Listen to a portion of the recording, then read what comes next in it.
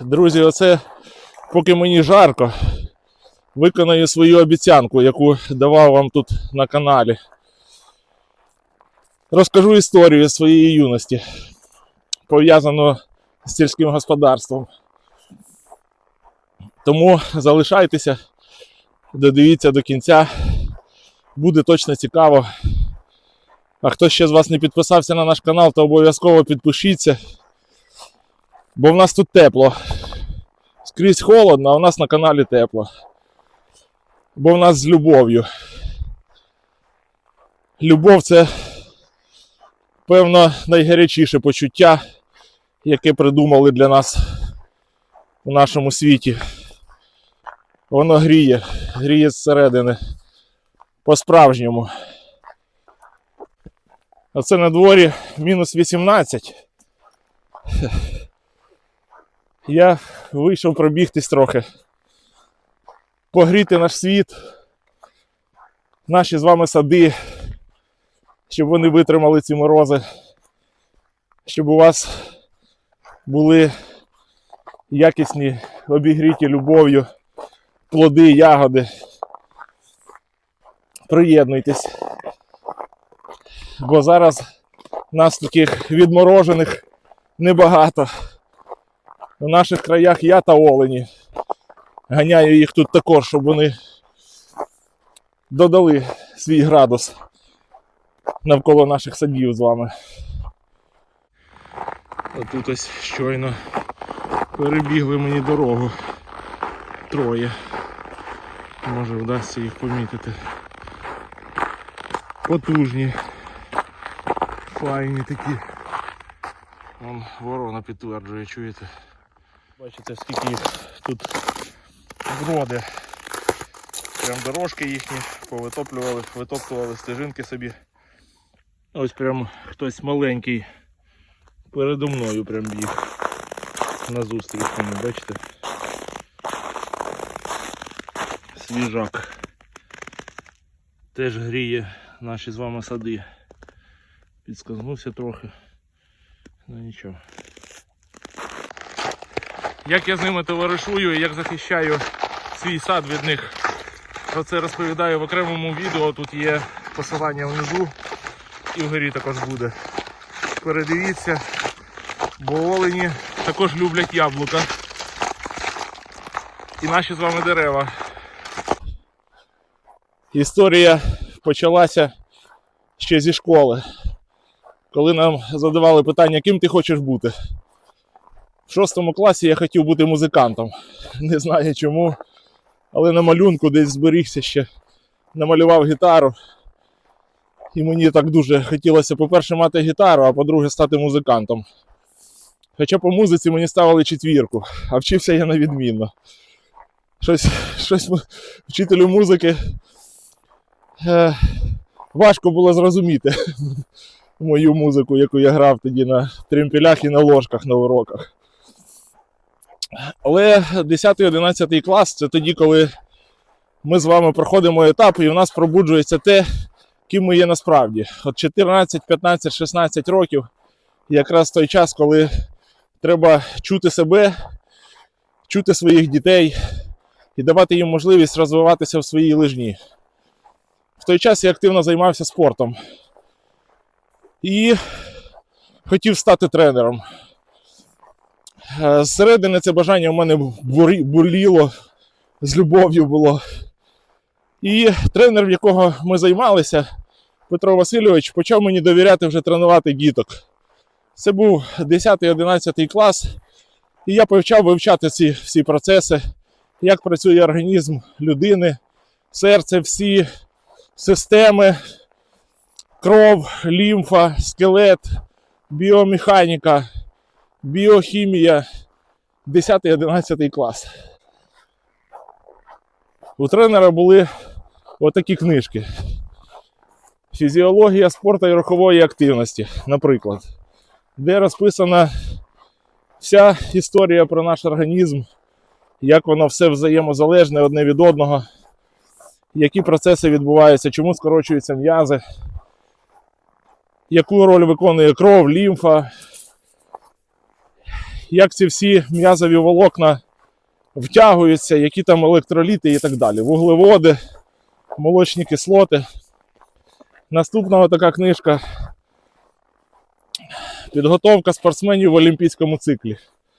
Там все розписано, які якості коли розвивати, гнучкість, витривалість, силова витривалість, координація і так далі. В які періоди це все робити, як планувати так, щоб в мікроциклах воно давало результат, в макроциклах виводити спортсмена на Олімпійські ігри, на чемпіонство. Мене це дуже захоплювало. Бо мені подобалася фізика, математика, сад також вдома, щось там я ходив з секатором навколо дерев. А це все з'єднувалося в одне в ролі тренера. Кожен тренер – це свого роду садівник. Він створює умови для того, щоб зернятко проростало. Для того, щоб допомогти йому тоді, коли треба. Щоб воно, коли сходить сонце, росло. Коли настає мороз, відновлювалося, засинало. Точно так само в саду. Ми, як садівники, маємо допомагати живій природі. Вивчити її і створювати для неї умови. Не доводити, що ми розумніші, насправді ми дурніші від неї, бо вбиваємо її в більшій частині. А вчитися в неї і створювати для неї умови. І тоді, можливо, проживемо ще пару мільйонів років. Якщо ми цього не зрозуміємо, то, дай Боже, пару тисяч років прожити на цій землі. І все може для нас закінчитись дуже швидко. Так от, мені це дуже лягало на душу. Повивчав я всі ці книжки, почав тренувати малечу і поїхав в Харківський інститут. Друзі, і тут у мене заглючив телефон на морозі. Тому незначну частину цього відео буде стоп-кадр і моя озвучка. Так от, приїхав я в Харківський інститут фізкультури вступати на тренера. Кажу, я вже готовий вам здавати залік з фізіології спорту і рухової активності. Вони кажуть, та все це класно, тільки 100 баксів. Я кажу, слухайте, та як 100 баксів?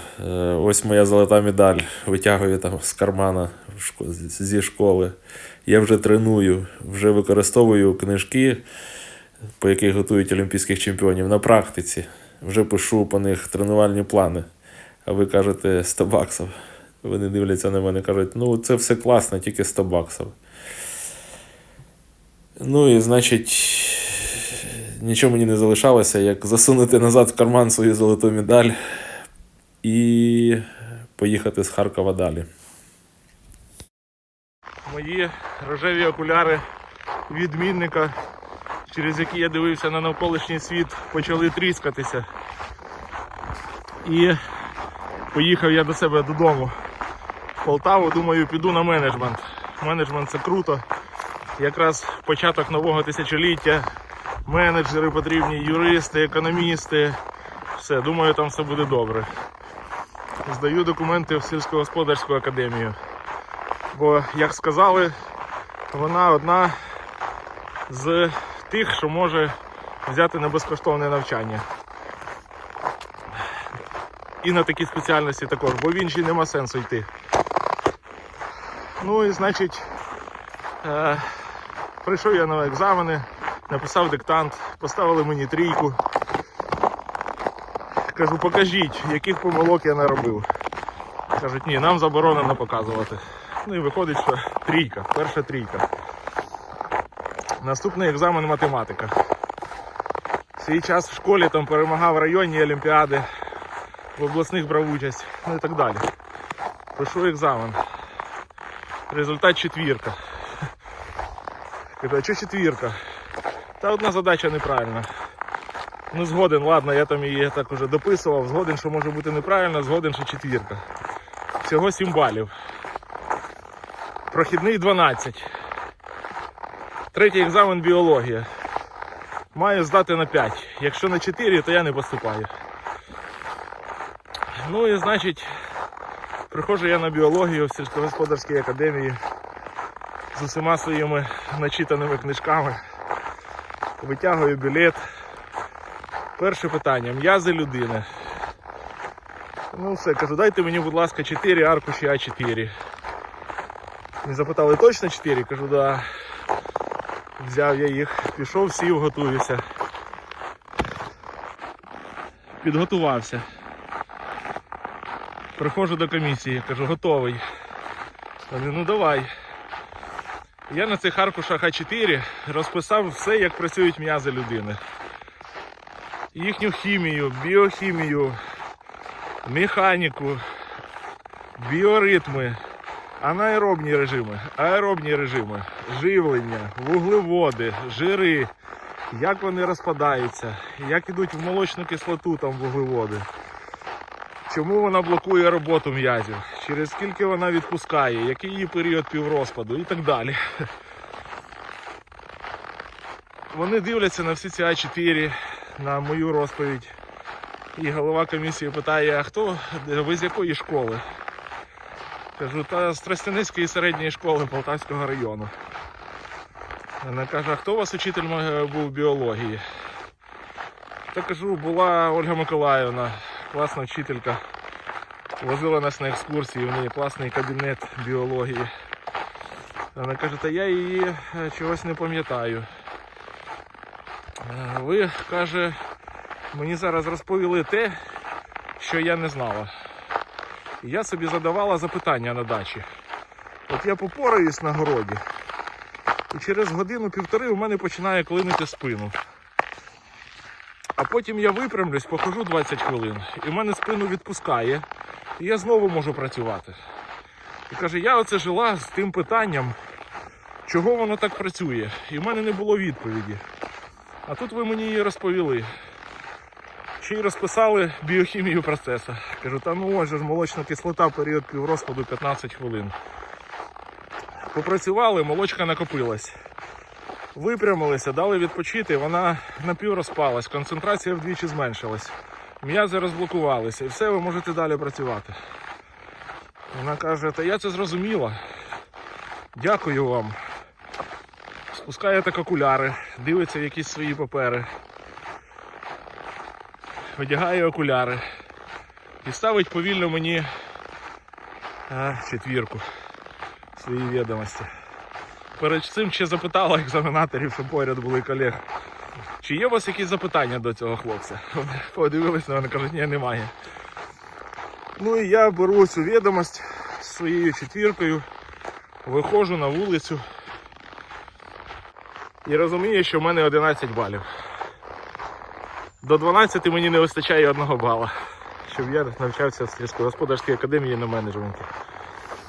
Я тоді в деталях згадав, в неї лежала відомість і напроти прізвищ були написані оцінки. Вона дивилась ту відомість і подивилася, що мені треба ставити 4. Я потім задав питання знайомим, чому ж так, які були дотичні до академії. Вони кажуть, ну, друже, ти ж не вирішував питання. Не вирішував. Ну, а треба було вирішувати. Бо менеджмент – це трендова спеціальність, і там питання треба вирішувати. От така історія. Я не засмутився. Бо все, що подобалося, все, що було пов'язане з фіз, мені подобалось. Тому я пішов собі спокійно, педагогічний на фізмат. Думаю, фізкультура, фізика, одне й те саме скрізь фіз. Буду навчатись на фізматі. Там конкурсу не було. Взяли мене. Ну і врешті-решт я його закінчив на відмінно, також з червоним дипломом. Мені це дуже подобається. І це те, що працює в усьому нашому світі. За ці майже 30 років бачу, що мало що змінилося. Завдяки цифровізації ця вся єрунда зменшується точно. Дякую тим, хто рухає цифровізацію в нашому суспільстві. Бо ці речі проходять мимо волосатих рук, які сидять в таких академіях і вирішують питання. Мені це бридко. уникаю їх. І це ще з юності засіло. Ще, щоб все це прибрати, допомагає любов і вирощування садів. Бо сади, вони культивують також і любов. Вони дозволяють її проживати. Це турбота.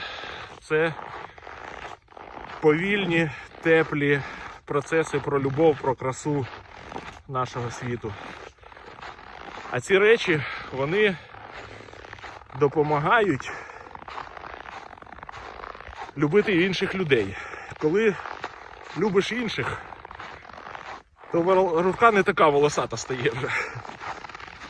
А ще до цього всього треба займатися фізичною активністю. Оце мінус 20, а треба взувати кросівки і виходити на подвір'я.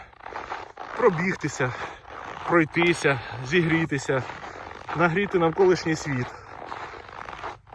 Це вирівнює спину. Як в дерев, знаєте, ми маємо формувати дерева з рівними спинами, з рівними скелетами. Вони мають вивозити на навантаження. І плодові, і зимові, і будь-які. Так само і ми з вами повинні бути з рівними спинами. Ми маємо мати рівні хребти, рівні скелети. Бо навантажень на наші спини стає все більше і більше. І буде ще більше і більше в нашому світі. Тому спорт допомагає мати рівні спини. І коли людина наповнена любов'ю до цього світу, до інших людей, має внутрішню силу, рівну спину, то рука вже в неї не така волосата. Вона не займається цією єрундою, якою займаються слабаки, вирішуючи питання тут і зараз, взятки, шмятки, рішали і так далі. Бо це питання слабаків. Це питання людей, які не можуть жити по закону, яких не вистачає сили жити в гармонії з іншими, які прагнуть комусь щось довести, прагнуть показати, що вони сильніші. Бо вони не наповнені цією силою, цим вони наповнюються. Тому займайтесь спортом. Допомагайте іншим займатися спортом. Це прибирає такі речі, про які я розповів у цій історії. А ще підписуйтесь на канал. Дякую вам. Біг додому. Мороз прагне мене перемогти, а нічого в нього не виходить. Кофта мерзла, шапка мерзла, борода мерзла, як робокоп. А не виходить, бо всередині тепло. І цим ми можемо гріти наш навколишній світ, в тому числі військових. Буду вам вдячний, якщо допоможете в наших зборах. Посилання в цьому відео в описі внизу. Там теж холодно. Наші хлопці роблять, щоб було гарячіше. І дівчата також. Ворогу. Мусимо допомагати. Дякую вам за те, що долучитесь.